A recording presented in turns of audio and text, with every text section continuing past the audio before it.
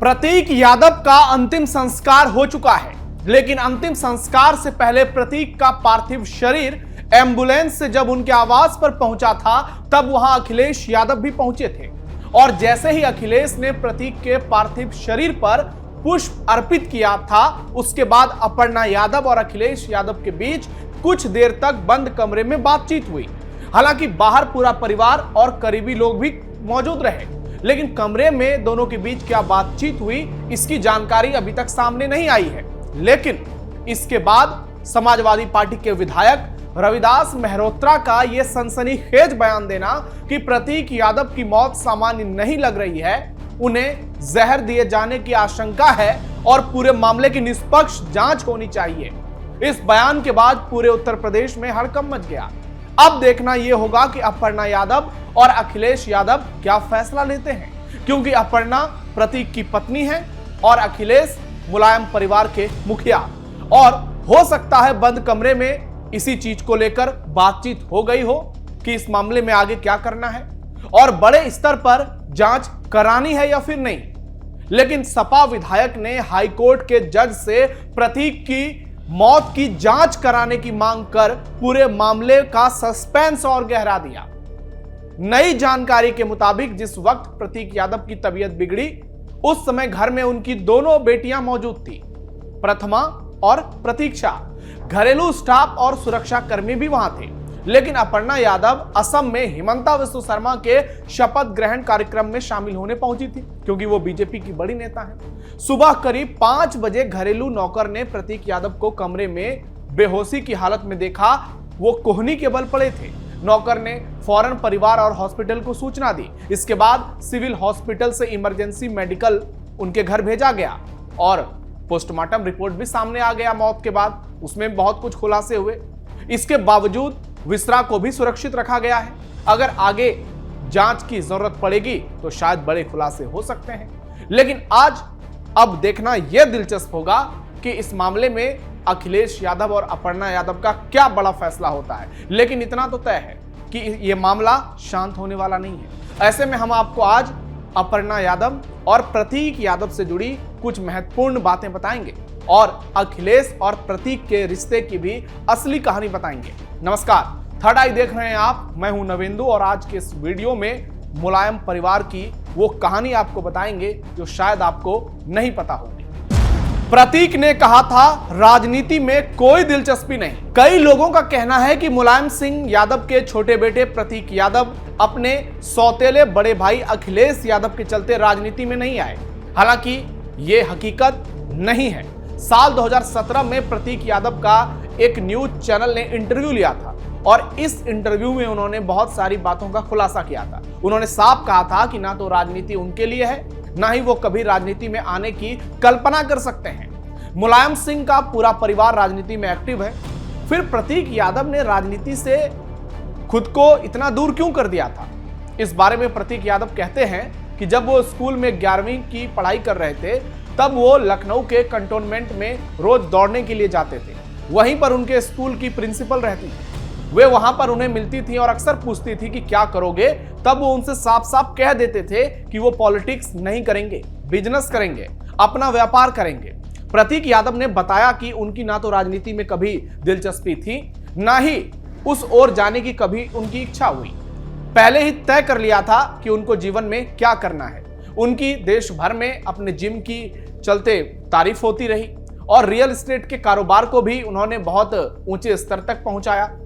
Car और bikes के वो शौकीन रहे और उनके पास फरारी कार थी, जो लखनऊ में बहुत कम लोगों के पास मानी जाती है। सुब्रत राय सहारा उसमें एक बड़े व्यक्ति गिने जाते थे।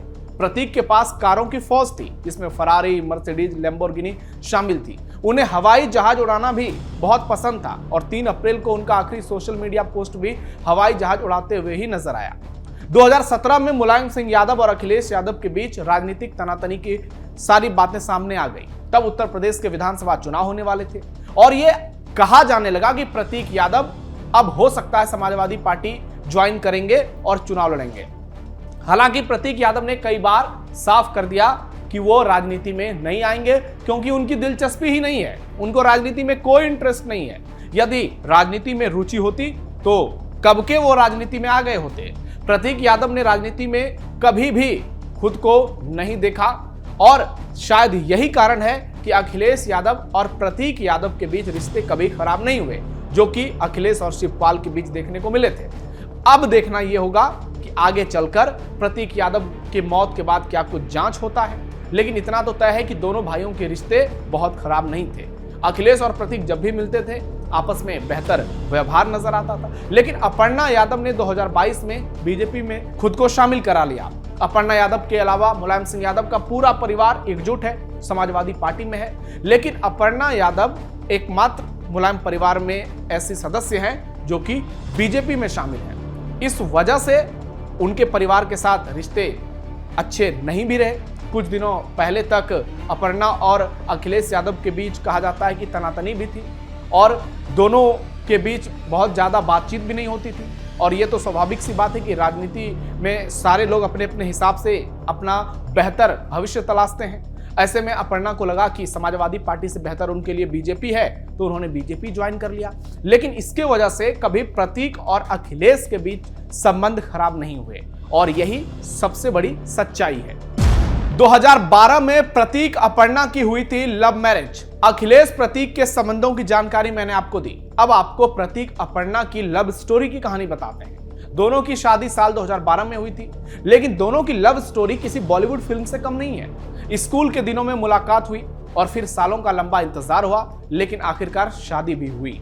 उत्तर प्रदेश के सबसे रसूखदार सियासी परिवार यानी यादव परिवार, जब भी इसकी बात होती है तो अक्सर सत्ता और राजनीति की बात होती है। लेकिन इस परिवार के मुलायम सिंह यादव, साधना गुप्ता, अखिलेश यादव, डिंपल यादव की लव स्टोरी की भी चर्चा पूरे देश में मशहूर है और प्रतीक अपर्णा की कहानियां भी पूरे उत्तर प्रदेश में सुनाई जाती हैं, क्योंकि इनकी शादी उत्तर प्रदेश के इतिहास की सबसे बड़ी शादी में से एक मानी जाती रही। इसकी अब दोनों के बीच जो प्रेम कहानी शुरू हुई उसकी शुरुआत लखनऊ के मशहूर लोरेटो कॉन्वेंट स्कूल से होती है। प्रतीक लखनऊ के सिटी मॉन्टेसरी स्कूल में पढ़ रहे थे, जबकि अपर्णा बिस्ट लोरेंटो कॉन्वेंट स्कूल में पढ़ती थी। उन दिनों प्रतीक यादव क्लास 9 के स्टूडेंट थे, जबकि अपर्णा बिस्ट उनसे 1 साल जूनियर यानी क्लास 8 की स्टूडेंट थी। दोनों के बीच भले ही कुछ स्कूल की दूरियां रही हो, लेकिन वो दोनों कॉमन फ्रेंड्स के जरिए अक्सर मुलाकात करते थे। 2001 में अपर्णा यादव अपने एक दोस्त के जन्मदिन की पार्टी में गई थी, वहीं पर प्रतीक यादव भी आए थे। अपर्णा को पहले ये मालूम ही नहीं था कि प्रतीक यादव उत्तर प्रदेश के पूर्व सीएम मुलायम सिंह यादव के बेटे हैं। जन्मदिन की पार्टी खत्म होने के बाद प्रतीक और अपर्णा के बीच बातचीत हुई। तभी प्रतीक ने उनसे उनकी ईमेल आईडी मांगी, क्योंकि उस दौर में मोबाइल का उतना चलन नहीं था। ऐसे में अपर्णा बिस्ट ने प्रतीक को अपनी ईमेल आईडी भी दे दी। उस दौरान शायद ही किसी ने सोचा होगा कि मेल आईडी से ये बात एक दिन शादी तक पहुंच जाएगी। इसके बाद अपर्णा को प्रतीक ने कई बार मेल किया। मुलाकात के करीब 1 सप्ताह के बाद अपर्णा बिस्ट ने जब अपना ईमेल चेक किया तो उन्होंने देखा प्रतीक यादव की ओर से बहुत सारे ईमेल इनबॉक्स में पड़े। अपर्णा ने एक एक ईमेल खोलकर पढ़ा तो उनकी खुशी और आश्चर्य का कोई ठिकाना नहीं रहा। ईमेल से प्रतीक ने अपर्णा को पहली बार प्रपोज किया था। प्रतीक यादव ने एक इंटरव्यू में खुद इस बात का खुलासा किया था कि उन्होंने पहले अपर्णा यादव को प्रपोज किया था और इसके लिए MSN मैसेंजर का इस्तेमाल किया था। प्रतीक यादव के प्रपोज करने के बाद अपर्णा ने तुरंत हाँ नहीं किया। उन्होंने इस रिश्ते को समझने के लिए थोड़ा वक्त लिया, लेकिन प्रतीक की सादगी और उनकी ईमानदारी ने आखिरकार अपर्णा का दिल जीत ही लिया। फिर दोनों के रिश्ते मजबूत होते चले गए। लेकिन इस कहानी में एक मोड़ तब आया जब दोनों को पढ़ाई के लिए विदेश जाना पड़ा। प्रतीक आगे की पढ़ाई के लिए ब्रिटेन चले गए और कुछ ही समय बाद अपर्णा भी मैनचेस्टर यूनिवर्सिटी पहुंच गई। करीब 8 सालों तक दोनों लोग लॉन्ग डिस्टेंस रिलेशनशिप में रहे, लेकिन उनके बीच का भरोसा कभी कम नहीं हुआ।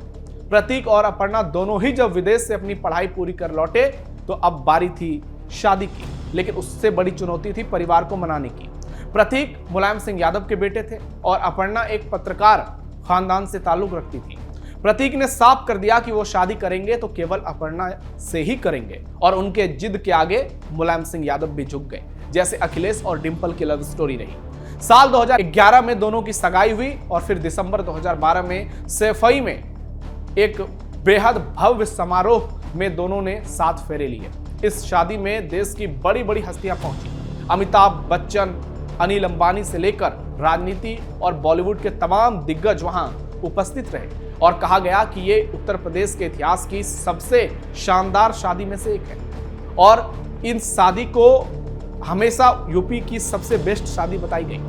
अब दोनों की 2 बेटियां हैं, प्रथमा और प्रतीक्षा, लेकिन प्रतीक पूरी तरह से राजनीति से साइड रहे। उन्होंने जिम और अपने बिजनेस पर फोकस किया, लेकिन अपर्णा की दिलचस्पी राजनीति में रही। पहले 2017 में सपा से वो चुनाव लड़ी लेकिन हार गई, फिर उन्होंने 2022 में बीजेपी ज्वाइन की और इसी कारण खानदान में आपसी टकराव बढ़ा।